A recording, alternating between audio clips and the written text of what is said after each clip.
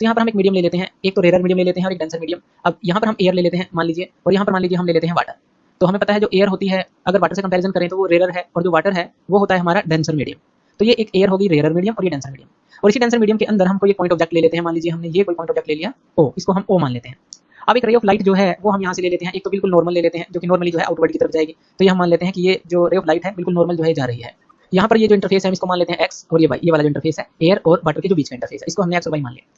अब यहाँ से हम मान लेते हैं कि जो ये रे जा रही है नॉर्मली आउटवर्ड ये ए बी होगी, तो ये क्या होगी बिल्कुल नॉर्मली जा रही है। अब इसी पॉइंट ऑब्जेक्ट से एक और रे ले लेते हैं बिल्कुल जो है, अब ये तो हमने नॉर्मल लिया था, अब कुछ एंगल्स पर लेकर चलेंगे। जैसे जैसे एंगल हमारा यहाँ पर हम बढ़ाते रहेगा तो क्या होगा, रिफ्लेक्शन होती रहेगी। जैसे यहाँ पर ये रे यहाँ पर आई, यहाँ पर रे जो है एक्स वाई ये जो इंटरफेस से टकराई, जैसे ही बाहर निकलेगी अब डेंसर से रेयर मीडियम में जाएगी तो वो अवे फ्रॉम द नॉर्मल जाती है, तो वो अवे फ्रॉम द नॉर्मल जो है रिफ्लेक्ट हो जाएगी। तो यहाँ पर हमारे पास इंसिडेंस और रिफ्लेक्टेड एंगल मिल जाता है।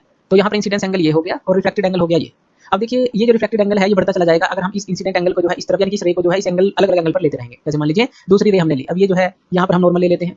अब होगा तो वही जैसे कि यहाँ पर हुआ था कि डेंसर से जब रेयर में जाएगी अवे फ्रॉम द नॉर्मल जाती है, लेकिन जैसे जैसे हम यहाँ पर एंगल चेंज करेंगे अब ये जो रिफ्लेक्टेड एंगल है ये बढ़ जाएगा, और ये बढ़कर अगर इतना एंगल हो जाए कि ये जो एंगल है अब देखिए 90 डिग्री हो गया। अब मान लेते हैं कि ये A1 B1 थी, ये जो रे यहाँ पर रिफ्लेक्ट हुई, यहाँ पर मान लेते हैं ये A2 B2, ये क्या हुई अलोंग द, ये जो बिल्कुल सरफेस है इसके अलोंग ही ये चल पड़ी। तो यहाँ पर जो ये आई था ये तो एंगल ऑफ इंसिडेंस हो गया और ये रिफ्लेक्टेड एंगल हो गया। अब जब ये एंगल 90 डिग्री हो जाता है इसको हम क्रिटिकल एंगल